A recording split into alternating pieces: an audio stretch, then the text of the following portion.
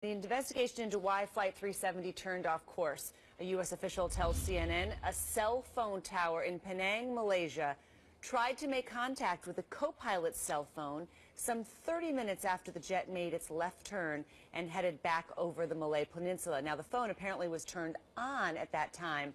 Let's go to Kuala Lumpur. Senior international correspondent Nick Robertson is there for us this morning. He's been covering this investigation. Nick, walk me through what this means and what authorities believe was going on at the time of this contact with a cell phone tower. This is not a live phone conversation. It's a cell tower and the phone making contact. What does that mean? Sure. So let's look at the location here. Penang is on the west coast of Malaysia, the Malaysian peninsula. So the aircraft, we know, makes that sharp left turn, comes back across the Malaysian peninsula.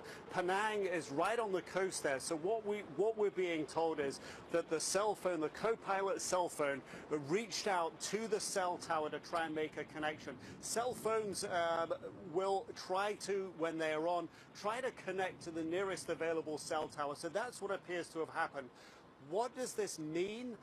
It potentially means that the plane, while it was flying over Penang, was at quite a low altitude. We know from information we've received from sources here that another 80 miles further on, out over the sea, it is by then at 4,000 to 5,000 feet above sea level. It has come down from cruising altitude. So this is more information indicating that the plane was at a low altitude, potentially as it crosses back over the Malaysian peninsula. And although we don't have this information about what was behind, what was the reason for the cell phone, the co-pilot cell phone, to reach out to the tower, it is certainly an intriguing detail in of itself for investigators here. What we are learning from officials today about the black box, we heard from the Transport Minister today saying when the government here gets that black box, when they've given it to capable authorities who can extract the data, he says the full information will be revealed. This is what he said.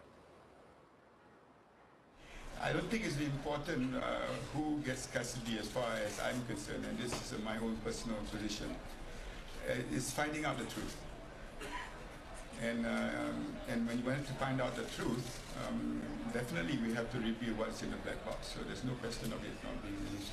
So whether or not that black box can provide important information about the timing of when that cell phone call was made, what the plane was doing at that precise point, it is all information that's so pertinent to the investigation here right now. Christine? It really is, and you have to wonder if other passengers on board may have had a cell phone that was on in their bag, in their pocket. I mean, certainly not everyone turns it completely off when a plane takes off. If there was some sort of trouble, could there have been more communication with other phones with that cell phone tower? I'm sure investigators are going to be looking at that.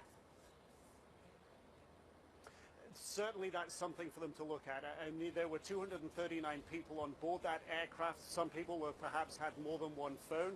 Phones with registered in China, in Malaysia, in other different countries as well. So there's a lot of phone records to go through, and potentially quite a number of cell phone towers that the aircraft may have passed over at a low altitude. So a lot of very technical, very specific data checking to be done by Malaysian authorities here, and of course a number of cell phone providers providing different services here. So it just adds layer after layer of complexity to the investigation. But any handshaking between a phone and a cell tower as it passed over the Malaysian peninsula is going to be hugely informative for investigators, Christine. All right, Nick Robertson in Kuala Lumpur.